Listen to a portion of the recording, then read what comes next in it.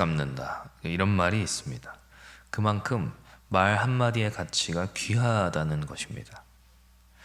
사실 말은 별것 아닙니다. 호흡이 나오면서 성대를 진동시켜 나는 소리에 불과합니다. 하지만 말은 중요합니다.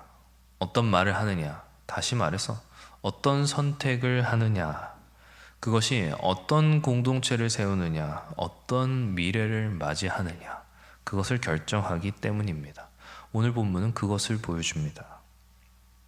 세겜은 언약의 장소입니다. 그 언약의 장소에서 백성들은 청합니다. 우리의 멍에를 가볍게 하소서.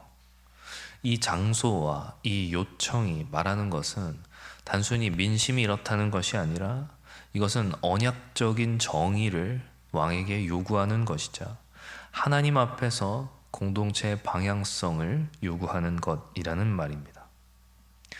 르호보암은 오늘 본문 어떤 것에 귀를 기울였고 어떤 선택을 하였고 그 선택이 어떤 결과를 낳았는지 오늘 본문의 모습들을 살펴보면서 오늘 우리가 드려야 할 기도의 언어는 무엇인지 생각해 보고자 합니다. 원로들, 다시 말해 이스라엘의 장로들은 르호보암에게 무엇이라고 조언하였습니까? 7절을 보면 왕이 백성들을 후대하고 또 기쁘게 하고 선한 말을 하면 그들이 영원히 왕의 종이 될 것이다. 이렇게 말합니다. 그러니까 그들이 왕의 종이 될 것입니다. 그러니까 이 말은 백성들을 종 삼기 위해서 친절한 척 신용하십시오. 이런 말이 아닙니다. 왕이시여, 왕은 섬김의 리더십으로 백성들을 섬겨야 합니다. 그것이 백성들로부터 영원히 존경받고 따르는 왕이 되는 길입니다. 이것을 지금 권면하는 것입니다. 그렇습니다. 섬김은 권위를 약화시키는 것이 아니라 오히려 권위를 더 세우는 그것이 하나님의 방식이라는 것입니다. 이스라엘의 원로들, 장로들은 괜히 장로라 불리던 것이 아니었습니다. 이들은 시대를 견딘 지혜의 저장고 같은 이들이었습니다. 그러니까 한 시대, 한 시절을 견뎌낸 이의 권면이라는 것은 단순히 그냥 나이 많은 이의 조언이 아니라 언약과 또 역사에 뿌리 내린 통찰인 것입니다. 그런데 르호보암은 이 오래된 지혜를 가볍게 여겼습니다. 가볍게 여긴 마음이 무거운 결과를 낳았습니다. 왕은 낮아져야만 했습니다. 참된 통치는 섬김이기 때문에 그렇습니다. 성도 여러분, 우리도 역시 저마다 나름의 왕좌에 앉아 있습니다. 우리에게는 부모의 자리도 직분의 자리도 사회에서 역할의 자리도 우리에게 일종의 왕좌입니다. 그렇다면 우리는 거기서 무엇을 선택해야 하겠습니까? 섬김을 택한다면 신뢰가 쌓일 것이고 강압을 택한다면 사람들은 멀어질 것입니다. 그 자리에서 듣는 것, 귀를 기울이는 것, 그것부터가 섬김의 시작입니다. 상대의 짐을 덜어주려는 마음이 하나님께서 기뻐하시는 통치의 시작이라는 것입니다. 섬김이란 약한 자의 굴종이 아니라 강한 자의 넉넉함입니다. 섬김은 때로 손해보는 것처럼 보일 수도 있습니다. 내가 왜 섬겨야 하나 뾰루퉁하여 입이 나올 수도 있습니다. 하지만 하나님께서는 섬기는 자의 길을 지키십니다. 섬기는 자를 통해 공동체를 보존하십니다. 그런데 르호보암은 어떻게 했습니까? 젊은 신하들의 말에 귀를 기울입니다. 멍에를 더 가볍게 하는 것이 아니라 가죽 채찍을 전갈 채찍으로 바꾸었습니다. 더 강한 압제, 더 무거운 멍에를 씌우는 것이었습니다. 단순히 말이 아니라 실제 정책이 되어 후에 나라를 둘로 쪼개는 일이 이 일로 발생하게 됩니다. 전갈 채찍이라는 건 이 맨들맨들한 가죽 채찍이 아니라 중간중간에 매듭이 있고 가시가 박혀있는 채찍을 가리키는 표현입니다. 아니, 부드러운 채찍도 아픈데 매듭지고 가시 박힌 채찍이라면 어떻겠습니까? 우리의 말도 그렇지 않습니까? 아니, 부드러운 말투로 하는 말도 때로 상처가 되는 때가 있는데 가시도 친 말투라면 더 그러지 않겠습니까? 7절에서 장로들이 권면하지 않았습니까? 왕에게 왕이시여 선한 말을 하십시오. 온유한 말을 하십시오. 근데 르호보암 어떻게 합니까? 13절 왕이 포악한 말로 대답할세. 아니, 선한 말을 하랬더니 가시도 친 말로 말하는 것입니다. 뭐라고 말합니까? 나는 너희를 전갈채찍으로 치겠다. 언뜻 보기에는 이것이 왕의 권위를 지키는 것으로 보일지 모릅니다. 실제로 공포로 인해 당장은 고개를 숙일지도 모릅니다. 하지만 마음은 결코 꺾이지 않습니다. 진짜 충성을 다하지는 못하는 것입니다. 하지만 선한 말이었다면 어떻겠습니까? 듣는 이를 기쁘게 하는 말이었다면 어땠겠습니까? 겉으로는 손해보는 것처럼 보일지 몰라도 실제로는 그것이 관계를 살리는 말이 됩니다. 더 깊은 사랑을 이루어내는 말이 됩니다. 우리가 카톡으로, 문자로 어떤 말을 남기느냐, 우리가 가정에서 식구들을 어떤 말투로 대하느냐, 그 별거 아닌 것 같은 말 한마디가 관계의 온도를 완전히 바꿔버리기도 합니다.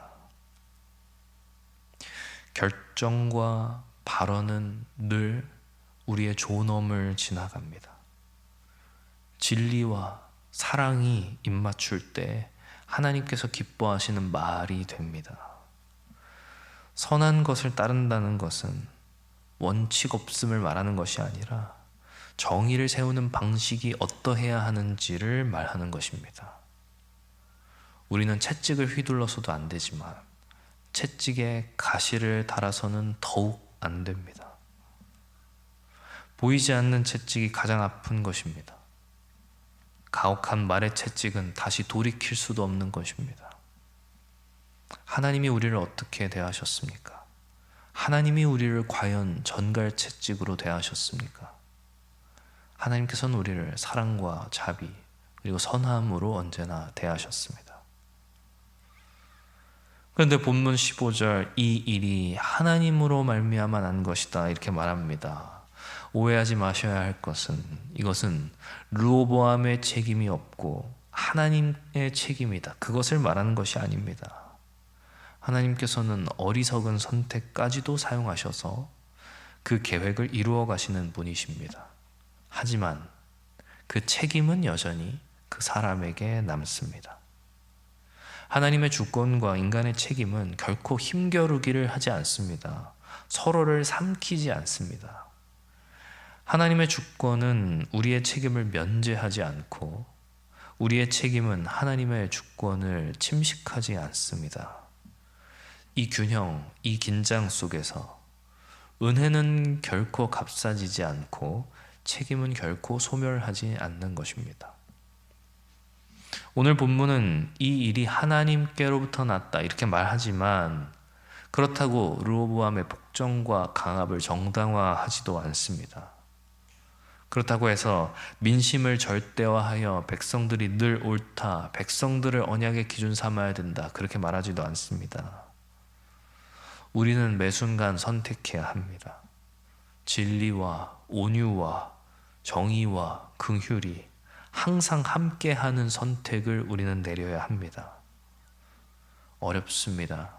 하지만 성경의 길은 좁지만 분명히 존재하는 길입니다. 그래서 우리는 사랑 안에서 큰 그림을 그리되 작은 순종에도 성실해야 합니다. 여러 목소리의 귀를 기울이되 말씀으로 검증하는 겸손이 필요합니다. 그것이 공동체를 지키는 길입니다.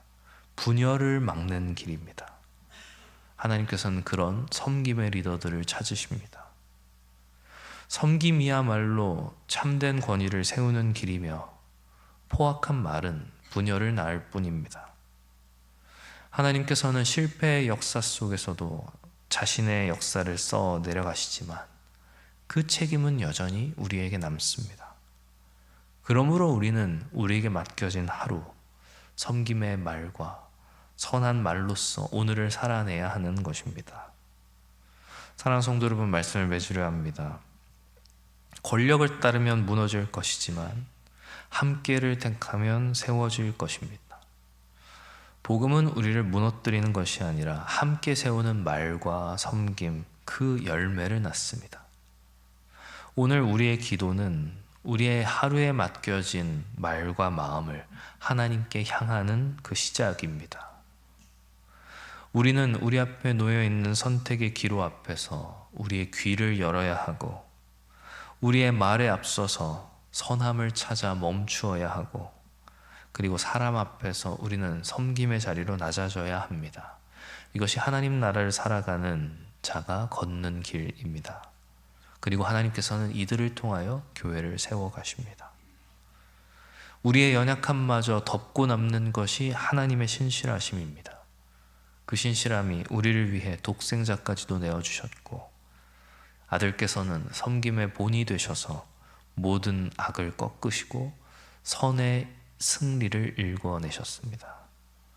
사랑하는 성도 여러분, 부디 바라옵기는 오늘 하루 섬김의 왕 되신 우리 주 예수께 우리의 마음의 시선을 고정하고 주님을 닮은 귀와 입술의 선택으로 오늘 하루를 살아가시는 저와 여러분들 다 되시기를 주님의 이름으로 축원합니다.